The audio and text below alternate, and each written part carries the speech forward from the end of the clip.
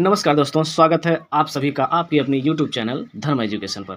तो दोस्तों, पिछले वीडियो में हमने देखा था हिंदी की उत्पत्ति कहाँ से हुई, कैसे-कैसे हुई, किस देशों के लोग आए थे और कैसे-कैसे उन्होंने हिंदी शब्द की उत्पत्ति की। ठीक है? और ये हिंदी का पार्ट 2 है, यानी हिंदी का दूसरा वीडियो है। तो इसमें हम देखेंगे भाषा परिवार। ठीक है?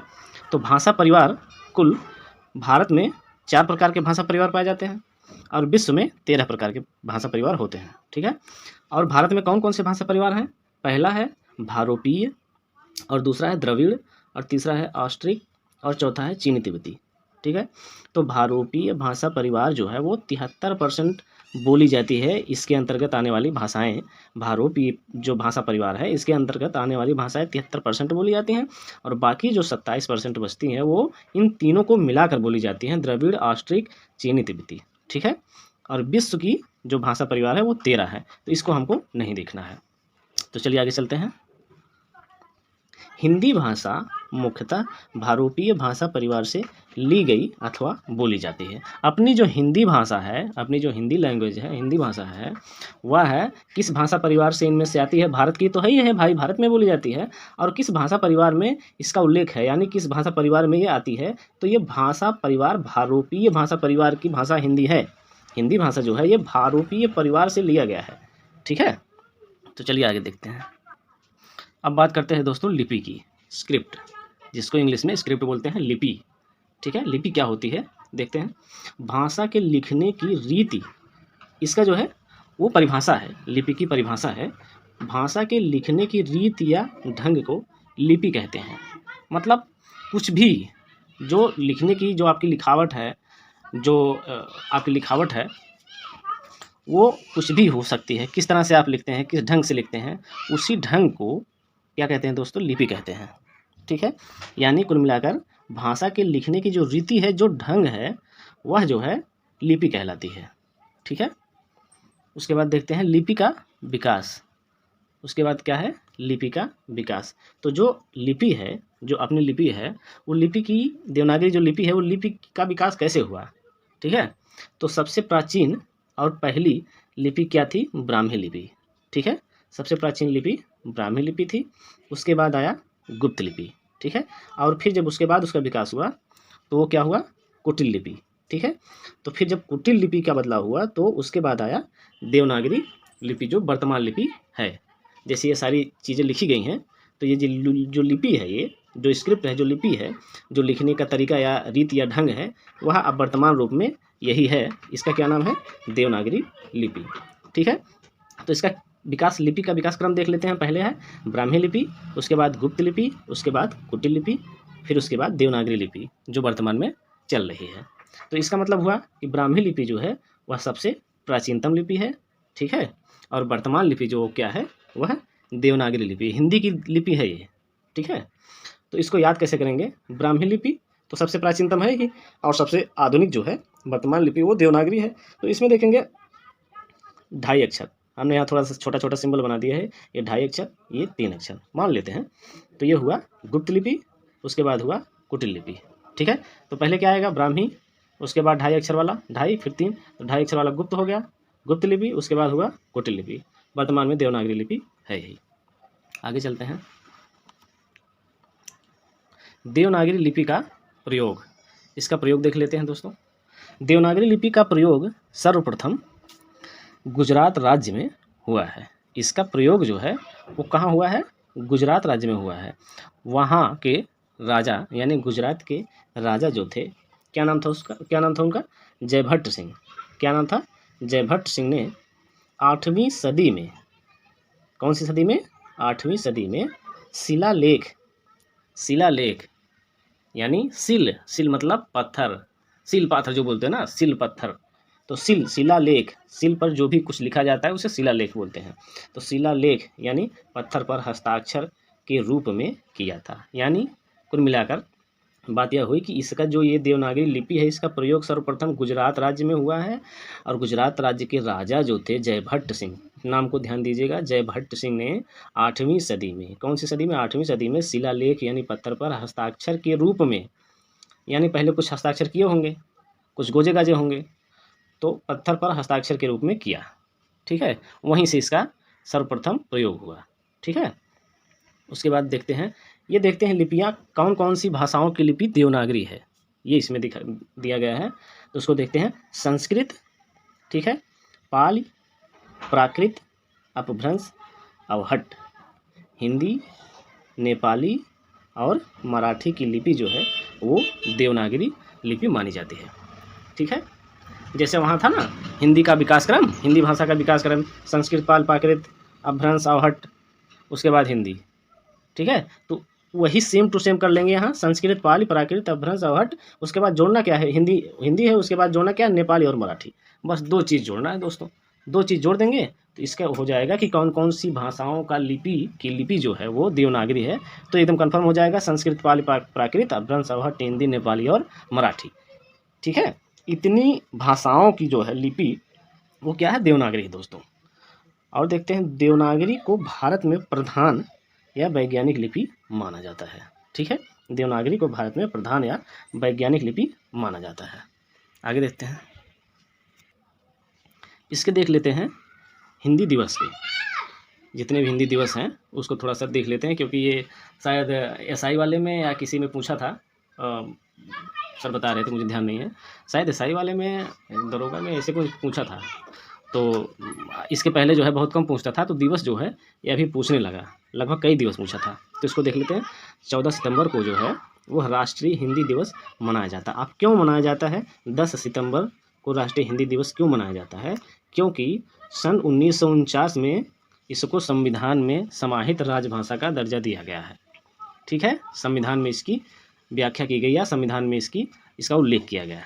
ठीक है, इसीलिए इसको जो है 14 सितंबर को राष्ट्रीय हिंदी दिवस के रूप में मनाया जाता है। ठीक है, और 10 जनवरी को क्या है, 10 जनवरी को विश्व हिंदी दिवस मनाया जाता है। अब विश्व हिंदी दिवस क्यों मनाया जाता है, अच्छा इसके पहले मैं यहाँ बता दूँ, ये जो 1949 को संविधान दिवस के रूप में जो माफ़ कीजिए, 1949 को जो संविधान में समाहित राजभाषा जो है ये राजभाषा है।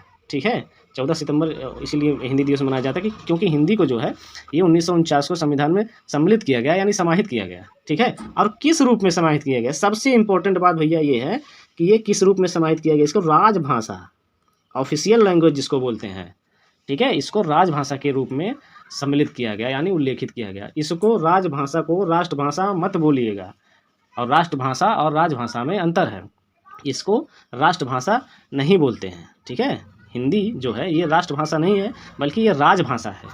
ठीक है, ऑफिशियल लैंग्वेज है। तो आगे देखते हैं, 10 जनवरी विश्व हिंदी दिवस। अब 10 जनवरी को विश्व हिंदी दिवस क्यों मनाया जाता है, देख लीजिए। 10 जनवरी 1975 को नागपुर यानी महाराष्ट्र में विश्व हिंदी सम्मेलन हुआ, जिसका उद्देश्य था, इसका उद्देश्य भी था, जिसका उद्देश्य था कि विश्व स्तर पर हिंदी भाषा को बढ़ावा मिले और इसका प्रचार प्रसार हो। ठीक है, जो सम्मेलन हुआ था, पहला सम्मेलन जो हुआ था वो 10 जनवरी 1975 को नागपुर में महाराष्ट्र में विश्व हिंदी सम्मेलन हुआ था, जिसका उद्देश्य था कि विश्व स्तर पर हिंदी भाषा को बढ़ावा मिले, यानी इसका प्रचार प्रसार हो, लोग हिंदी भाषा प्रयोग करें। ठीक है, अब प्रत्येक वर्ष 10 जनवरी को हिंदी दिवस नहीं मनाया जाता, अतः निम्न महत्वपूर्ण तिथि उल्लेखित। इसका मतलब ये हुआ कि जैसे कोई भी चीज़ है तो वो प्रत्येक वर्ष या अपने जो कार्यकाल में जो होता है वो मनाया जाता है अपने अवधि में। ठीक है, लेकिन यह जो है प्रत्येक वर्ष नहीं मनाया जाता है। 10 जनवरी है, जैसे मान लीजिए वहाँ 14 सितंबर है ना, तो प्रत्येक वर्ष 14 सितंबर को राष्ट्रीय हिंदी दिवस मनाया जाएगा, लेकिन विश्व हिंदी दिवस जो है वो प्रत्येक 10 जनवरी को नहीं मनाया जाता। ठीक है, तो इसको देख लेते हैं कि पहला और दूसरा ऐसे ऐसे करके 11 जो है सम्मेलन है, तो इसको देख लेते कहाँ हुआ था और कब हुआ था। ठीक है, तो पहला विश्व हिंदी सम्मेलन जो है वो 1975 को हुआ था, नागपुर में हुआ था, नागपुर भारत। ठीक है, दूसरा 1976 पोर्ट लुई मॉरिशस। ठीक है, और तीसरा देख लेते हैं 1983 नई दिल्ली भारत। चौथा है 1993 पोर्ट लुई मॉरिशस, और चौथा विश्व हिंदी सम्मेलन है 1996 port of Spain, Trinidad and Tobago, T&T इसको बोल सकते हैं, ट्रिनिडाड एंड टोबैगो। ठीक है, पोर्ट ऑफ स्पेन में। ठीक, उसके बाद देखते हैं 1999 लंदन यूके में हुआ था, फिर उसके बाद 2003 में पारामारिबो सूरीनाम में हुआ था। ठीक है,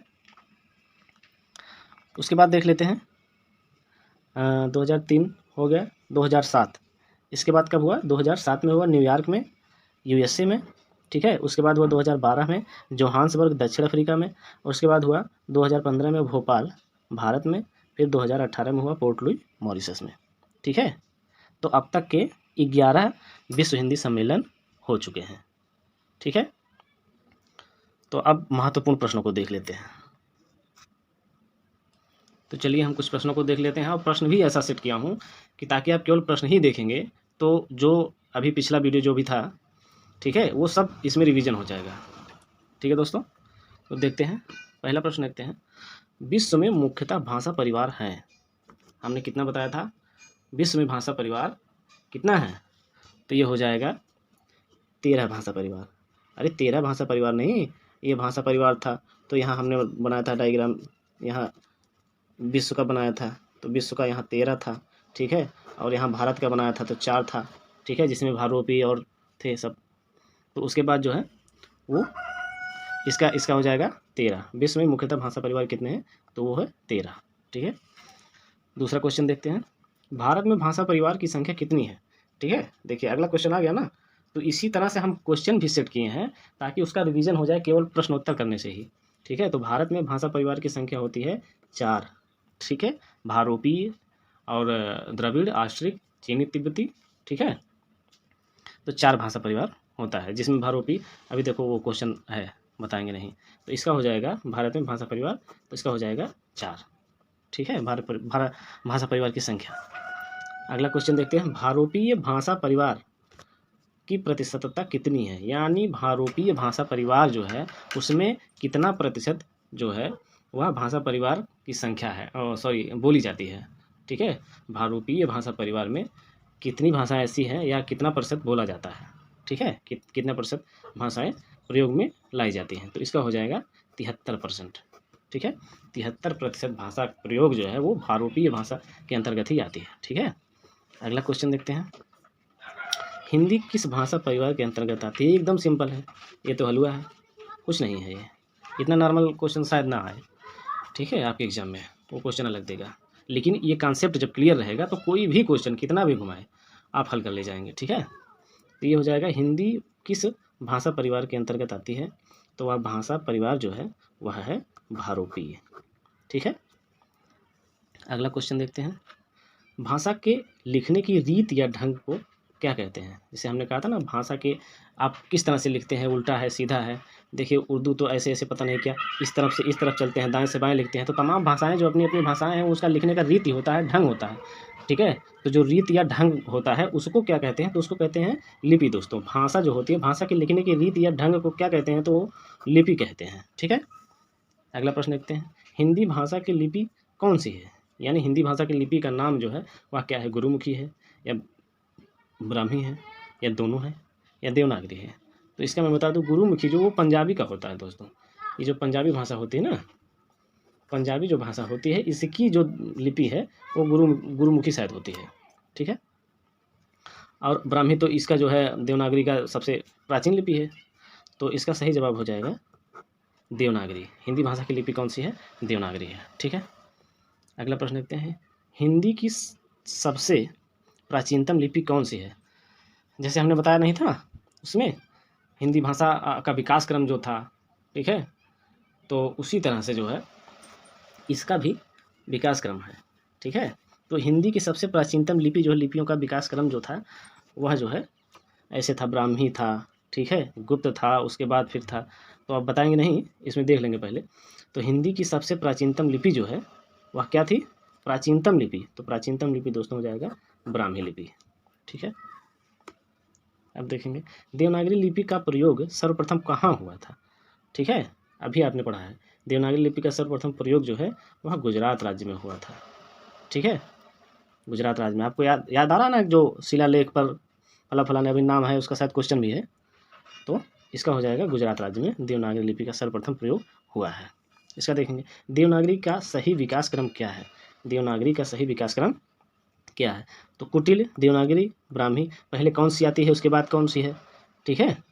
तो इसका विकास क्रम क्या है, तो ये तो नहीं है, ठीक है। तो सबसे पहले ब्राह्मी था, उसके बाद अच्छा, इसको बाद में देखते हैं, पहले इसको देखते हैं। ब्राह्मी, गुप्त, देवनागरी। देवनागरी तो सबसे बाद में आती है, तो ये भी गलत है। ब्राह्मी, देवनागरी, गुप्त, देवनागरी बीच में कहाँ से आ गई? तो इसका मतलब हुआ ब्राह्मी सबसे प्राचीन, उसके बाद गुप्त है, उसके बाद कुटिल है, उसके बाद देवनागरी। तो पहले मैंने बताया ना, ये यहाँ पे जो है वो 2.5 अक्षर, यहाँ पे 3 अक्षर, ऐसे से ही पहले प्राचीन ब्राह्मी है, वर्तमान में देवनागरी है। तो इसका जो गुप्त और कुटिल में जो कन्फ्यूजन था ऐसे दूर हो गया। यहाँ पे 2.5 अक्षर है तो 2.5 पहले आता है, 3 बाद में आता है। तो गुप्त जो है वो गुप्त लिपि पहले है, उसके बाद कुटिल लिपि है। तो सही इसका जो क्रम हो जाएगा वो ब्राह्मी लिपि, गुप्त लिपि और कुटिल लिपि, उसके बाद देवनागरी लिपि। ठीक है, तो ये वाला ऑप्शन इसका सही हो जाएगा। चलिए अगला देखते हैं। भारत की राष्ट्रीय भाषा कौन सी है? ठीक है, ये ब्लर क्यों हो रहा है?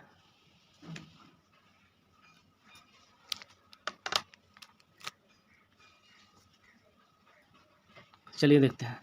भारत की राष्ट्रीय भाषा, देखिए एक क्वेश्चन हमने इसमें ऐड कर दिया है। ठीक है, भारत की राष्ट्रीय भाषा कौन सी है? अभी अगर आपको याद होगा तो आप बता ले जाएंगे, हिंदी है या बंगाली है या गुजराती है या इनमें से कोई नहीं है। ठीक है, मैं ये चाहता हूँ कि इसका जो है कमेंट में आप इसका उत्तर हमको दीजिए। ठीक है, इसका कमेंट में उत्तर आप हमको दीजिए। ठीक है, गलत होगा तो भी हम जो है बताएंगे। लेकिन भारत की राष्ट्रीय भाषा कौन सी है, इन चारों ऑप्शन में से कौन सा ऑप्शन सही होगा? ठीक है, प्रश्न संख्या 10 का इसका उत्तर आप कमेंट में हमको दीजिए। ठीक है, अगला देखते हैं।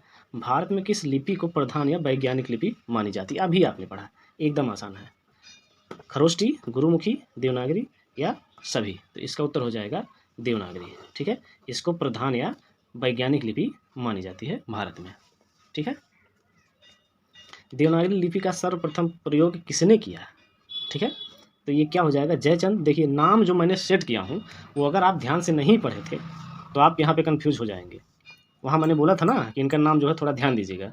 तो इसी जैसे जयचंद है, जयगुप्त है, जयभट्ट है, जयदत्त है, जयदत्त सिंह, तो इनमें से जो है नाम हमने लगभग सेम नाम रखा है, थोड़ा बहुत अंतर है इसमें।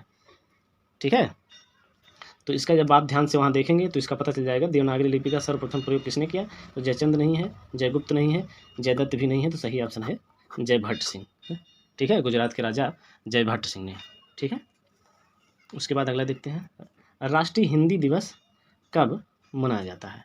ठीक है, राष्ट्रीय हिंदी दिवस कब मनाया जाता है? जैसे पिछले बार हमने चर्चा किया, ठीक है, संविधान में वो सम्मिलित किया गया था, वो कौन सी तारीख थी? तो 14 सितंबर। राष्ट्रीय हिंदी दिवस कब मनाया जाता है? तो 14 सितंबर। क्यों मनाया जाता है? वही हमने बताया था कि संविधान में इसका उल्लेख किया गया। ठीक है, तो प्रथम विश्व हिंदी सम्मेलन कब और कहाँ हुआ? ठीक है, यहाँ देखते हैं प्रथम विश्व हिंदी सम्मेलन कब और कहाँ हुआ। तो भैया जितने लगभग 11 विश्व हिंदी सम्मेलन है सबको हमने बता दिया है। ठीक है, तो वो थोड़ा सा याद कर लीजिए। ठीक है, चाहे रट्टा मार के चाहे किसी भी तरह से। और वैसे भी शुरुआत में करेंगे तो पहले भारत मॉरिशस चार तो वैसे याद हो जाएगा। भारत मॉरिशस ऐसे ऐसे पूरा याद कर लीजिए, और एक बार में स्थान याद कर लीजिए, एक बार में सन उसका याद कर लीजिए। ठीक है, देखते हैं प्रथम विश्व हिंदी सम्मेलन कब और कहाँ हुआ। ठीक है, 10 जनवरी नागपुर में, 20 जनवरी नागपुर में, 16 जनवरी महाराष्ट्र में या उपयुक्त सभी। तो इसका उत्तर हो जाएगा 10 जनवरी नागपुर में। ठीक है, अब देखते हैं चौथा विश्व हिंदी सम्मेलन कहाँ मनाया गया या कहाँ हुआ। ठीक है, सम्मेलन इसका कर दीजिए, सॉरी सम्मेलन मनाया नहीं गया, सम्मेलन किया गया, सम्मेलन हुआ या सम्मेलन किया गया। ठीक है, सम्मेलन। तो चौथा विश्व हिंदी सम्मेलन कहाँ किया गया? ठीक है, तो इसका हो जाएगा मॉरिशस। ठीक है, अगला देखते हैं 10वां विश्व हिंदी सम्मेलन कहाँ हुआ। ठीक है, 10वां विश्व हिंदी सम्मेलन कहाँ हुआ? तो ये हुआ भारत में। ठीक है, उसके बाद देखते हैं देवनागरी लिपि किस भाषा की नहीं है। देवनागरी लिपि जो है वह किस भाषा की लिपि नहीं है। ये नहीं वाला जो है ना वो बहुत कंफ्यूज करता है। पूरा क्वेश्चन जब तक पूरा प्रश्न ध्यान से एक एक शब्द ना पढ़े तब तक ऑप्शन पे नहीं जाना चाहिए। ऑप्शन भी एक ही ऑप्शन नहीं पढ़ना चाहिए, चारों ऑप्शन पढ़ना चाहिए। ठीक है, तो देवनागरी लिपि किस भाषा की लिपि नहीं है? तो ऑप्शन है हिंदी, पंजाबी, गुजराती, 2 और 3 दोनों। ठीक है, तो जैसे अगर आप अगर जल्दबाजी करेंगे तो देवनागरी लिपि किस भाषा की लिपि नहीं है, तो मान लीजिए हिंदी की है, पंजाबी, यहाँ पंजाबी पाए, यही मार दिए। ठीक है, यही गोला कर दिए तो हो जाएगा गलत। पूरा ऑप्शन पढ़ना है। तो ऑप्शन नंबर चौथे में देखेंगे 2 और 3 दोनों नहीं है। देवनागरी लिपि ना पंजाबी की है और ना ही गुजराती की है, ठीक है। तो इसका मतलब है ये 2 और 3 दोनों, ठीक है। इसका उत्तर ये हो जाएगा। लास्ट हम देखते हैं, देवनागरी लिपि का प्रयोग संबंधित है। अब बताइए, देवनागरी लिपि का प्रयोग संबंधित है यानी हुआ था, कब हुआ था? 16वीं सदी, सॉरी 6वीं सदी, 7वीं सदी, 8वीं सदी या उपयुक्त सभी, ठीक है। इसके पहले आपने देखा है कि जो राजा, गुजरात के राजा जयभट्ट सिंह थे, वह जो है शिलालेख पर हस्ताक्षर के माध्यम से किए थे ना, तो वह कौन सी सदी में किए थे? 8वीं सदी में। तो इसका उत्तर हो जाएगा 8वीं सदी। तो मैं आशा करता हूँ आपको ये वीडियो बहुत हेल्पफुल लगी होगी, ठीक है दोस्तों। तो इसे जल्दी जल्दी सब्सक्राइब कर लीजिए। बहुत बहुत धन्यवाद।